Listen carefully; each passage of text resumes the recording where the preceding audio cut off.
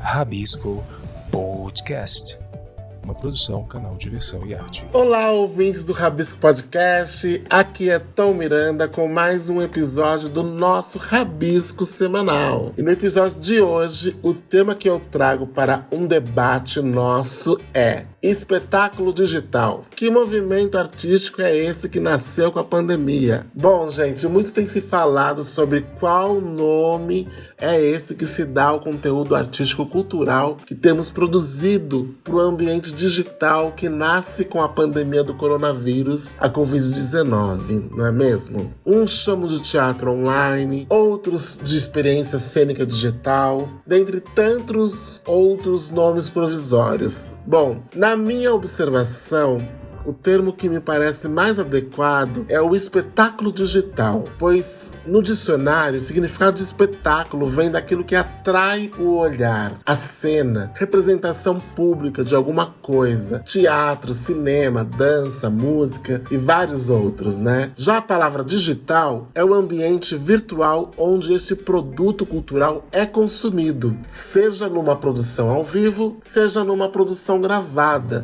e transmitida nesse ambiente virtual. Bom, gente, dito isso, antes de passar a bola para Bia Ramstaller e para o Dinho Santos, eu convidei 4 profissionais distintos das artes e da cultura que, através de seus ofícios, podem nos ajudar a enriquecer esse debate e a tentar nos aprofundar nesse assunto, né? O primeiro convidado é o premiado diretor e encenador teatral, o Zé Henrique de Paula, que recentemente comemorou os 2 anos do espetáculo Dogville, que ganhou uma transmissão online nessa celebração. Zé, diante de tudo isso que falamos até agora, o que você acha e qual é o seu entendimento sobre essa produção desse conteúdo digital que as artes cênicas têm feito durante a quarentena? Muito difícil definir isso que está acontecendo, porque a gente nunca ficou sem teatro presencial, né? Engraçado quando a gente estuda história do teatro, principalmente Shakespeare,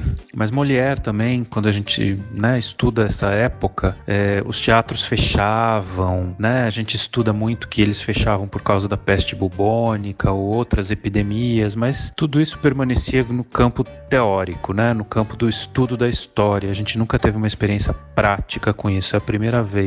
Então, é tudo muito novo, né? Essa definição é uma definição escorregadia, difícil de dar. Eu sou muito avesso a imaginar qualquer transposição do acontecimento teatral presencial para o meio digital. Sou um pouco purista nesse sentido, então talvez seja até interessante você ter uma opinião. Eu não diria que a minha opinião é radical, mas a minha opinião ela é contrária à de muitos dos meus colegas que são defensores dessa nova mídia e que acham que essa mídia inclusive veio para ficar. Eu não acho isso, eu espero que ela não tenha vindo para ficar. Eu acredito completamente na coisa ao vivo e presencial. Então eu tenho chamado essa manifestação, vamos dizer, que está acontecendo de teatro online, eu tenho chamado isso de transmissão. A gente vai fazer uma transmissão do espetáculo tal. Ela pode ser ao vivo, ela pode ser gravada, ela pode ter trechos gravados e trechos ao vivo. Foi o que a gente fez com Dogville na semana passada, para comemorar 2 anos da estreia da peça. A gente fez uma transmissão do espetáculo, inclusive fizemos uma grande mistura de trechos feitos no Zoom, trechos gravados das temporadas da peça no Rio, Brasília, São Paulo, Belo Horizonte. A gente colocou trechos de ensaio. Então a gente fez uma grande colcha de retalhos com imagens da peça para contar a história da peça através de diferentes recursos, incluindo o próprio Zoom. Então foi uma grande mistura de linguagens, né, na verdade. Mas para mim continua sendo uma transmissão de um espetáculo através da internet, através dessa mídia, né? Que pode ser o Instagram, que pode ser o YouTube, pode ser o Facebook, o que for. Mas para mim eu chamaria isso de uma transmissão de um espetáculo. Obrigado, Zé Henrique de Paula. Olha, muito interessante sua colocação sobre ser uma transmissão online, né? Bom, já ao contrário do que você disse, eu sinto que essa atividade veio para ficar. Mas vamos ver o que o tempo nos dirá, né? Agora eu queria trazer para nossa roda 2 grandes assessores de imprensa que atuam no segmento da cultura aqui na cidade de São Paulo. O primeiro é o Douglas Pichetti, da Pombo Correio, assessoria especializada em espetáculos teatrais, mas não só em espetáculos teatrais. O Douglas, junto com a sua sócia, a Elo Sintra, fazem da Pombo Correio uma referência nacional na comunicação com a imprensa especializada em jornalismo cultural. A segunda assessora, assim como o Douglas, é uma parceira nossa aqui do canal Diversão e Arte, a Adriana Balsanelli, que tem na Adriana Balsanelli Assessoria de Comunicação também outra referência no segmento cultural, tanto com teatro, com música, com dança, circo, literatura e artes visuais. A Adriana é a responsável pelas contas e responde pela assessoria de teatros como Teatro Porto Seguro e Teatro Aliança Francesa, aqui em Sampa, e de grupos como o Grupo 19 de Teatro e o Grupo Tapa. Bom, Douglas e Adriana, sejam muito bem-vindos nesse nosso debate sobre o espetáculo digital. E eu gostaria de saber qual é a visão de vocês dois como assessores de imprensa que atendem diversos projetos de grupos e também de programação cultural, de equipamentos culturais, né? E que diante dessa pandemia estão sendo testemunhas internas do nascimento desse movimento artístico digital. Qual que é a opinião de vocês? Olá, Tom, Bia, Dinho, obrigado pelo espaço aqui no canal Diversão e Arte, no podcast Rabisco. Que bom levantar essa discussão. Muito obrigado por ter me chamado para participar. Muito se falou desde o começo da pandemia sobre essas manifestações artísticas, né? Então, isso é teatro, isso não é teatro, isso é um experimento cênico, isso não é um experimento cênico, isso é simplesmente uma reunião no Zoom, é uma leitura, não é uma leitura.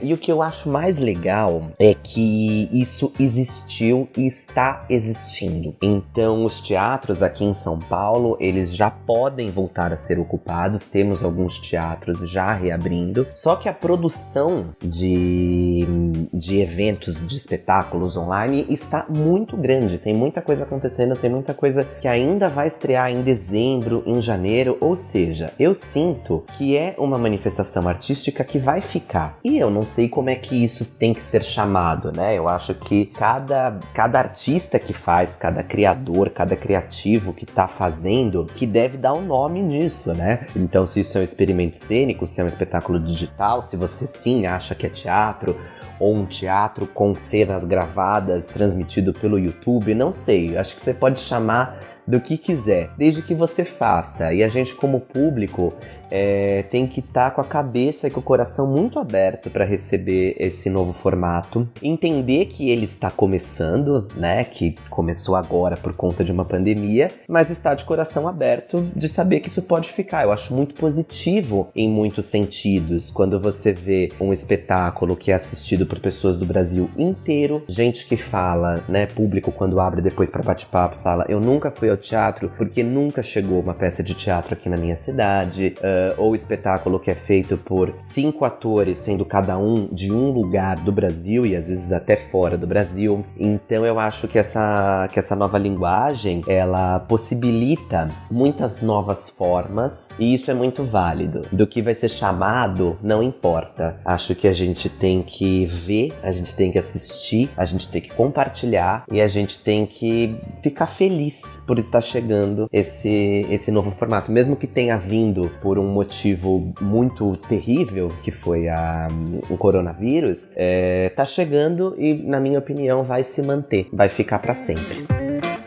Não tenho certeza ainda qual seria o termo mais adequado para o teatro apresentado no formato digital. O que me chama a atenção é a plataforma de exibição, é o ambiente onde o produto cultural será consumido. O filme pode ser exibido no cinema ou na TV, por exemplo. O produto cultural continua sendo filme. Então, eu acredito que o espetáculo, pensado para ser veiculado no meio digital, continua sendo o teatro. E como muitos espetáculos funcionaram muito bem nesse formato, talvez a gente possa abrir o debate para a questão do ambiente de exibição. Mas, por enquanto, espetáculo digital, creio que é um bom termo para nomear neste momento. Nossa, Doug e Adri, muito obrigado pela participação de vocês. Ambos trouxeram outros elementos que precisamos mesmo levar em consideração nessa questão, né? Bom, diante de tudo isso que a gente ouviu, eu gostaria de passar a bola para você, Bia, com a seguinte perguntinha. Bia, a história recente do Brasil comprova que diversos movimentos artísticos, para serem melhor compreendidos, receberam uma nomenclatura, né, que ajudou não só a compreensão, mas também na propagação desses movimentos. Por exemplo, a Tropicália, o Axé Music e tantos outros. Qual a necessidade e importância de olharmos para esse movimento digital que nasceu com a pandemia? E qual a sua opinião sobre tudo isso? Muito boa a sua colocação, Tom, e muito boa a tua pergunta. Na verdade, acho que tem mais uma coisa quando a gente pensa nos movimentos artísticos na história, que é a resistência àquilo que se produzia como arte no momento, né? Então, essa arte que hoje a gente olha para a história da arte toda, principalmente essa arte moderna, ela não foi facilmente aceita pelo momento, pelas pessoas que viveram o momento em que elas foram criadas, né? E dessa resistência à produção artística que quebra com o tradicional, né, com os parâmetros, com a regra que está pré-estabelecida, ela sempre existiu, né? Então, por exemplo, essa incapacidade da gente hoje entender a arte contemporânea, essa coisa que a gente fala assim, se isso aí é arte, eu faço. Essa fala que mostra, na verdade, a nossa falta de repertório sobre o campo da arte contemporânea, ela também reflete uma característica que é humana e que está na história, né? O dadaísmo, o cubismo, o surrealismo foram expressões artísticas extremamente criticadas nos seus respectivos tempos, né? E não diferente hoje.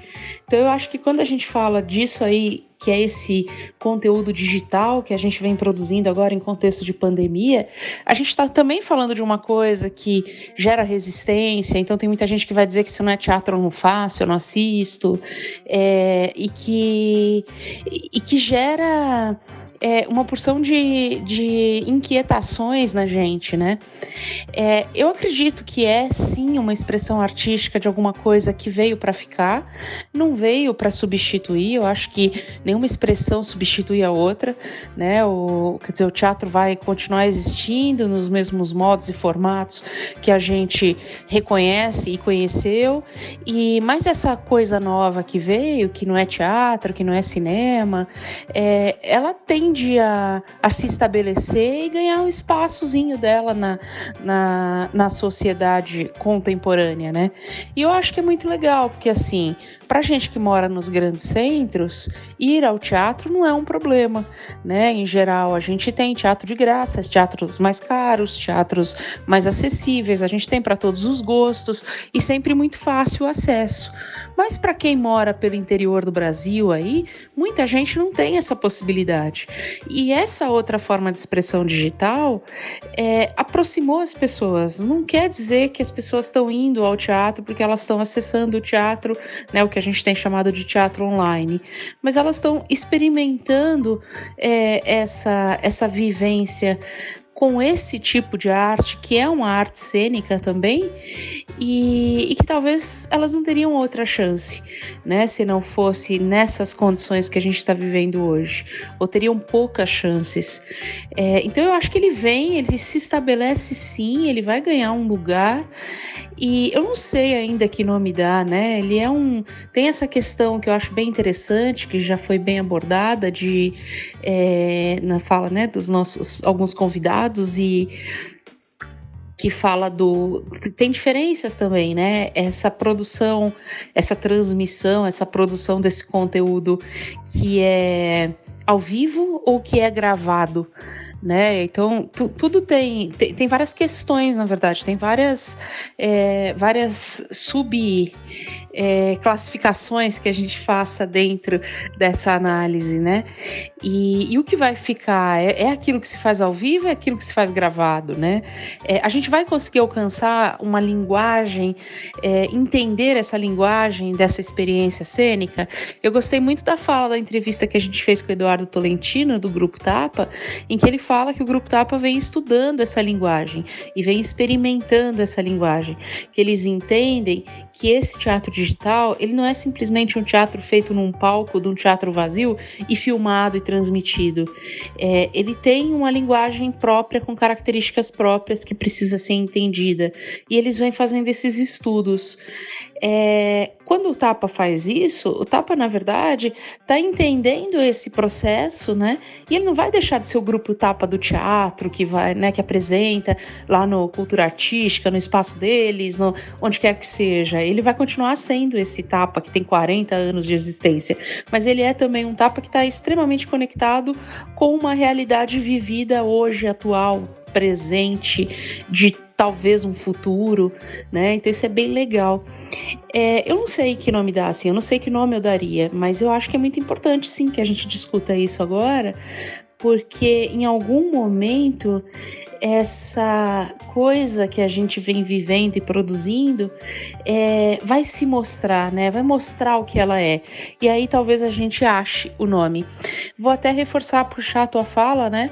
Da tua pergunta, que é o seguinte: muitos movimentos artísticos ganharam um nome posteriormente, depois que a gente já olhava para eles, muitos períodos artísticos principalmente, depois que a gente já olhava para eles com o distanciamento histórico.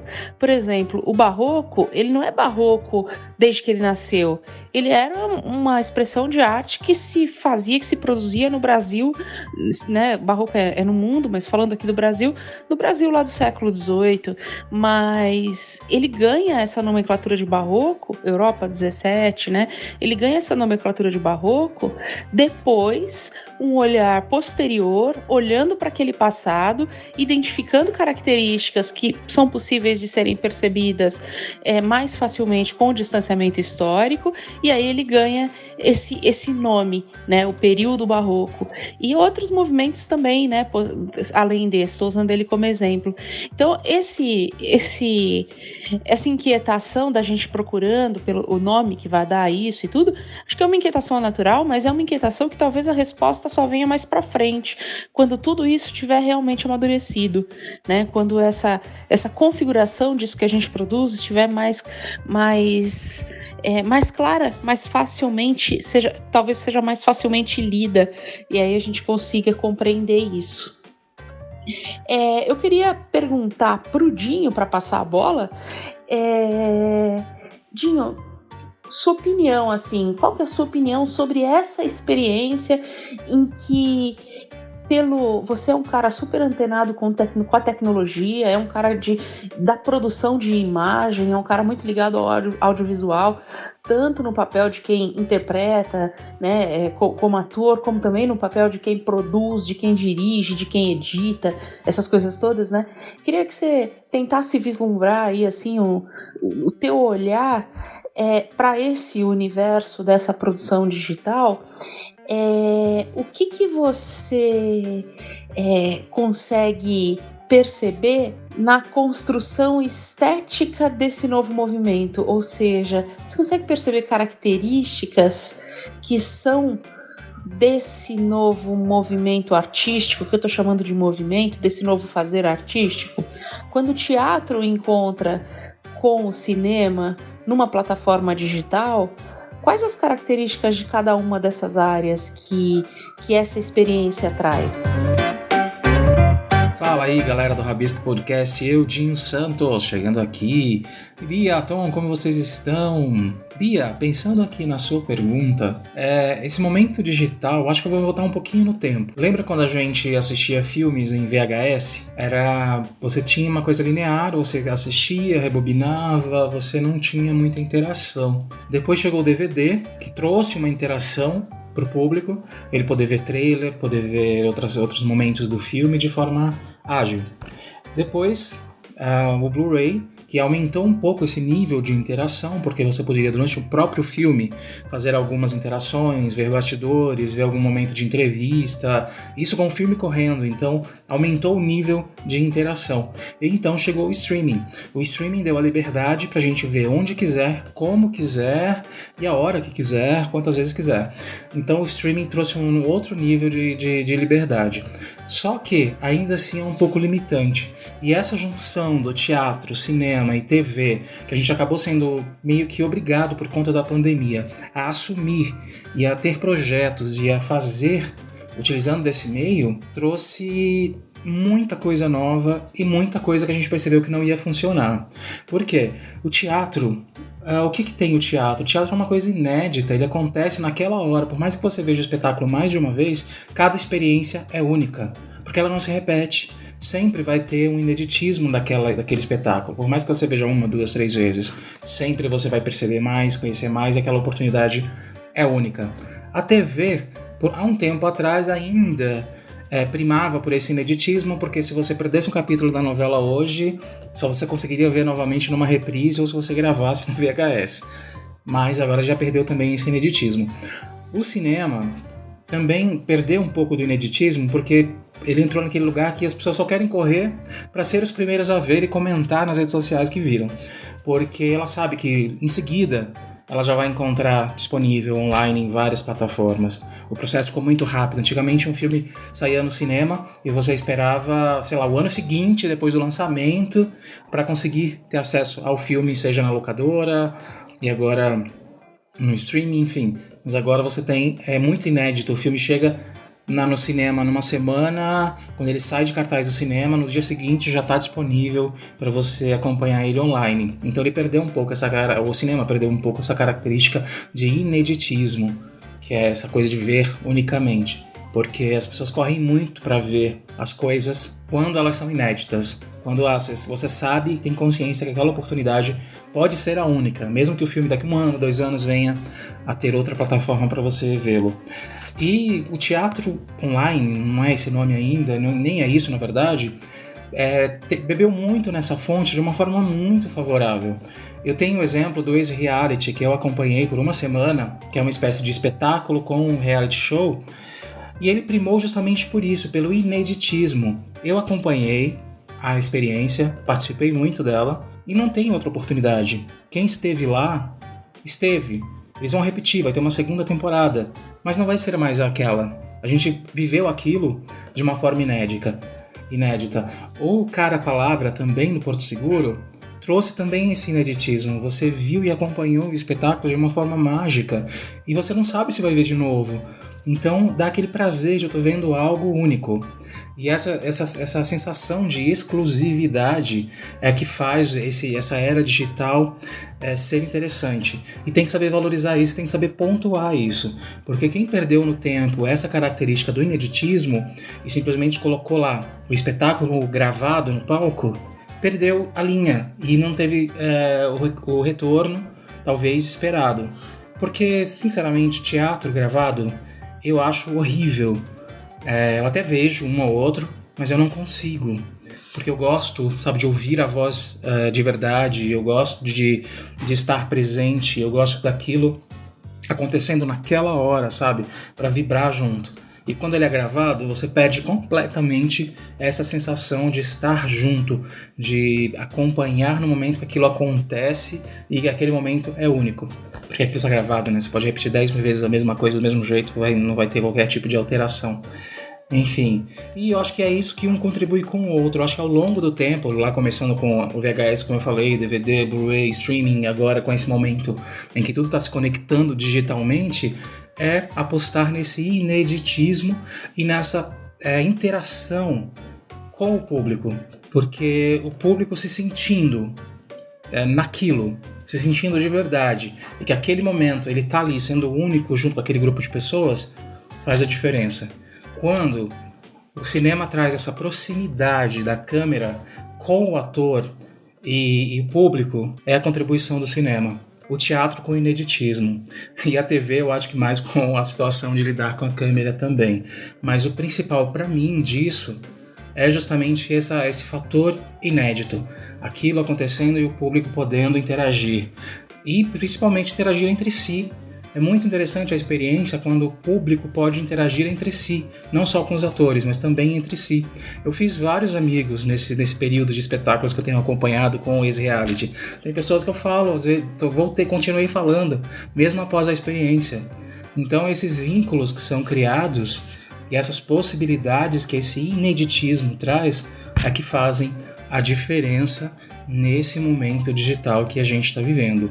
Claro que ele foi forçado um pouco pela pandemia, já que a gente está com a comunicação pessoal limitada, e isso abrange mais ainda a gente querer interagir, a gente querer estar com pessoas que estão distantes, a gente querer participar de algo com um grupo de pessoas aglomerado online, já que pessoalmente a aglomeração está proibida. Mas é isso. Eu acho que a minha palavra, talvez, para definir isso é sempre buscar o ineditismo daquilo, da cena. Fazer com que a plateia saiba e sinta e viva aquilo como algo único e exclusivo. Todo mundo espera alguma coisa de um sábado à noite. Bem no fundo todo mundo quer zoar. Todo mundo sonha em ter uma vida boa. Sábado à noite tudo pode mudar.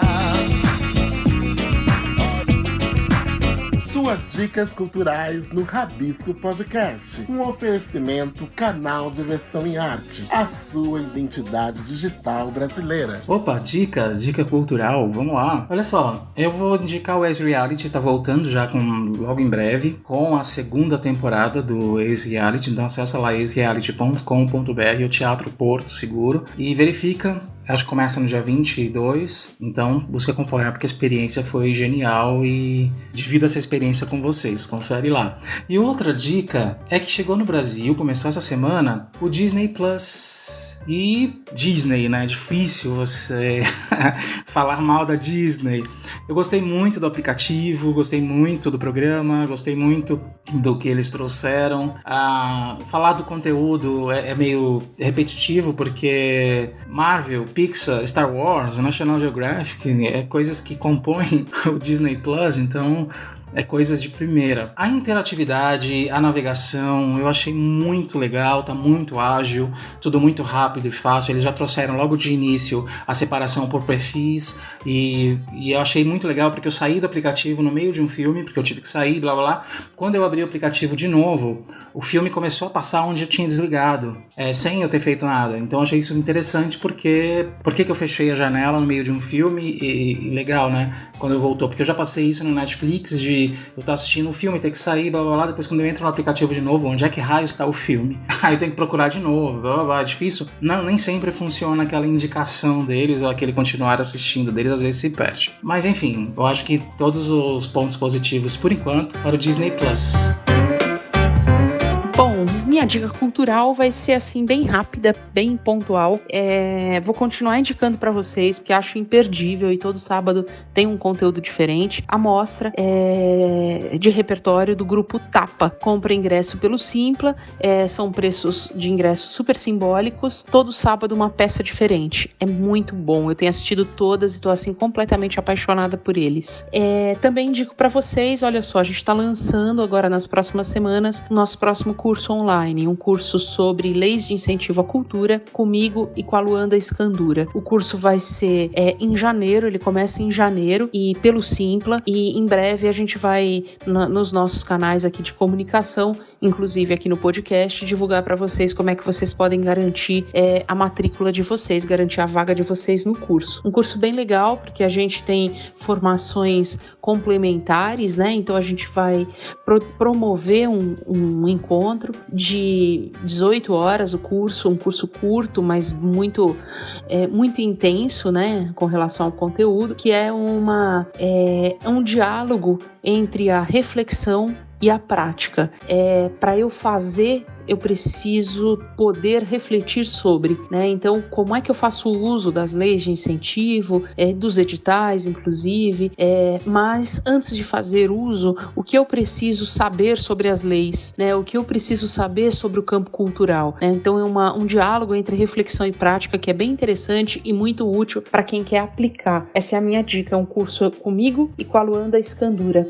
E em breve a gente vai divulgar aqui para vocês, as vendas também vão ser pelo Simpla. Fala galera, aqui é Tom Miranda novamente e minha primeira dica cultural dessa semana vai para o almoço e música do Casa de Francisca, que vai rolar neste sábado, portanto amanhã, 21 de novembro, às 12 e às 15 horas, com Fabiana Cosa, convida Zé Barbeiro. Vamos ouvir o recadinho que a Fabiana Cosa deixou pra gente? Vem comer. Olá, amigos do Rabisco Podcast. Quem fala é a Fabiana Cosa, cantora. E eu tô aqui para convidá-los para um projeto que eu participo neste sábado, dia 21, ao meio-dia e às 15 horas, lá na Casa de Francisca. É um almoço com música. Eu vou ter a honra de receber um dos maiores violonistas de 7 cordas do Brasil, que é o Zé Barbeiro, e vou poder cantar para vocês nesse almoço, tá bom? Claro que todas as recomendações da Organização Mundial da Saúde estão sendo tomadas e é claro que tem pouquíssimos convites porque a casa está trabalhando com redução de pessoas, né, no seu espaço, tá? Mas vai ser uma ótima oportunidade para a gente poder se ver e ouvir boa música brasileira. Um beijo grande. Senhor da alegria. Viu só? Então, não vai perder, né, gente? É amanhã no Casa de Francisca. Fabiana Cosa convida Zé Barbeiro. Tá imperdível. Bom, tô certo ou tô errado?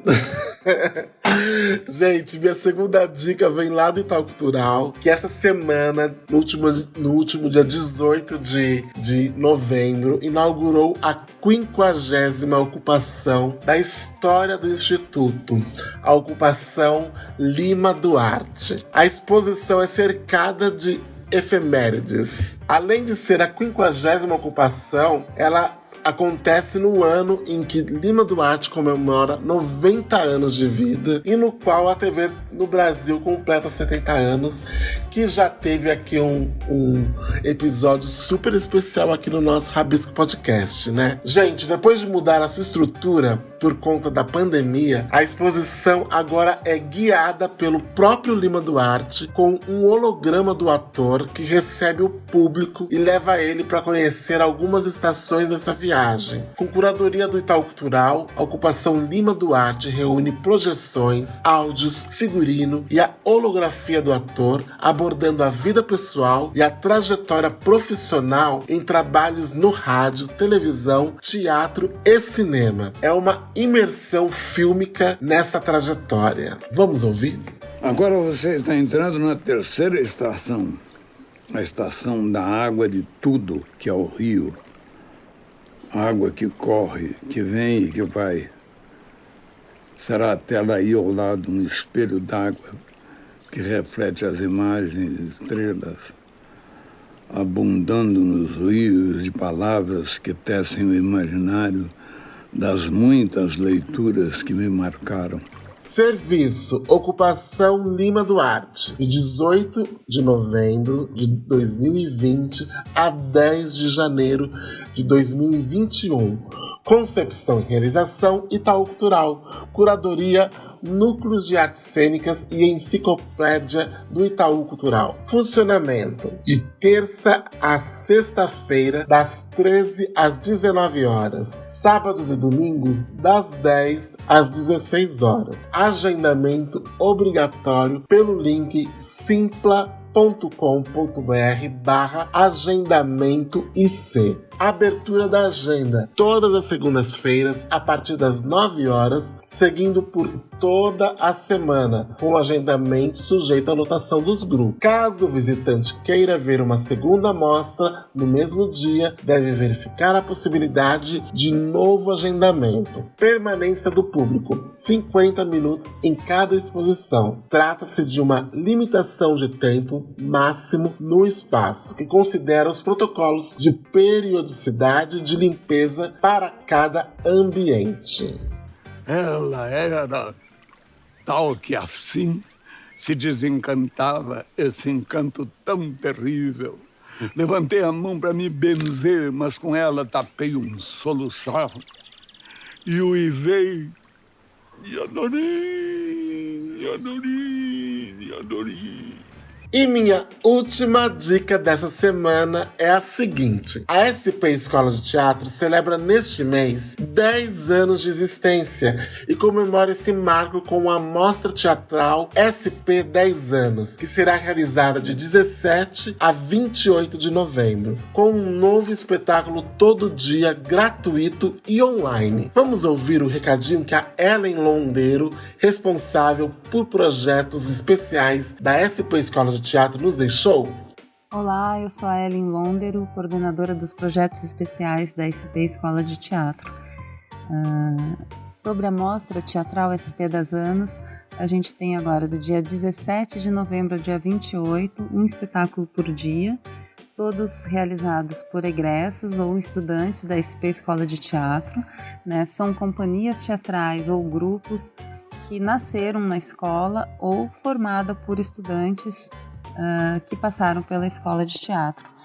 Essa mostra tem uma importância muito grande nesse momento, né? A gente está, esse ano, em 2020, comemorando 10 anos de existência da SP Escola de Teatro, e é um projeto com um grande impacto na cidade de São Paulo, né? E assim, são muitos estudantes vindos assim, do Brasil inteiro, gente de fora, né? A SP Escola de Teatro, ela tem uma ação geográfica assim, muito importante, porque ela está situada na Praça Roosevelt e também no Brás, mas restabelece intercâmbios com várias cidades do interior do estado através da Estação SP. Tem um braço no Mato Grosso com a MT Escola de Teatro e com os intercâmbios internacionais.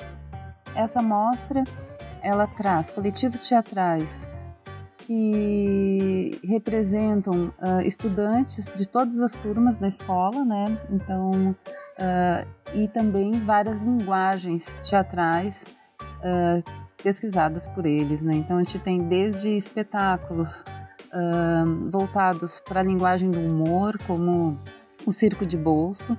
Também tem um público, é realizado por um público infanto-juvenil. Temos espetáculos como o do coletivo Estopou Balaio, chamado Ex-Nordestinos, que é um processo de abertura de trabalho, né, do coletivo, que tem essa temática dos nordestinos, do apagamento cultural que provocado, né, no Brasil, da população nordestina. Temos espetáculos voltados para a cultura negra, né?